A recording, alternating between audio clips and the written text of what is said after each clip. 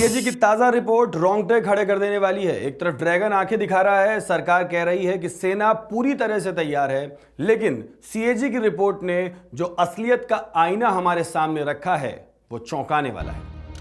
संसद में रखी गई सीएजी की रिपोर्ट में बताया गया कि कोई युद्ध छिड़ने की स्थिति में सेना के पास महज 10 दिन के लिए ही पर्याप्त गोला बारूद है। सीएजी की रिपोर्ट में कहा गया कि कुल 152 तरह के गोला बारूद में से महज 20% यानी 31 का ही स्टॉक संतोषजनक पाया गया, जबकि 61 प्रकार के गोला बारूद का स्टॉक चिंताजनक रूप से कम पाया गया। यहाँ गौर करने वाली बात यह है कि भारतीय सेना के पास कम से कम इतना गोला बारूद होना चाहिए जिससे वो 20 दिनों के किसी सघन टकराव की हालत से निपट सके।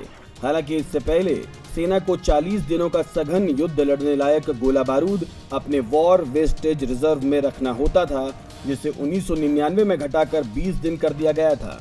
यही नहीं, सीएजी की रिपोर्ट में यह भी कहा गया कि जो 80 मिसाइलें वायुसेना को सौंपी गईं, उसमें से 20 का जब टेस्ट हुआ तो 6 मिसाइल यानी 30% न तो तय दूरी तक पहुंच पाई और न ही वो ऑपरेशनली तैनात करने लायक थीं।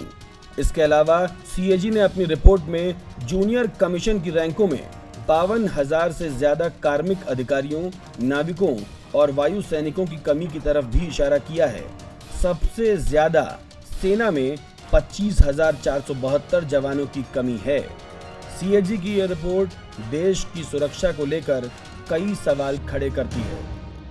Bureau report, Navodaya times.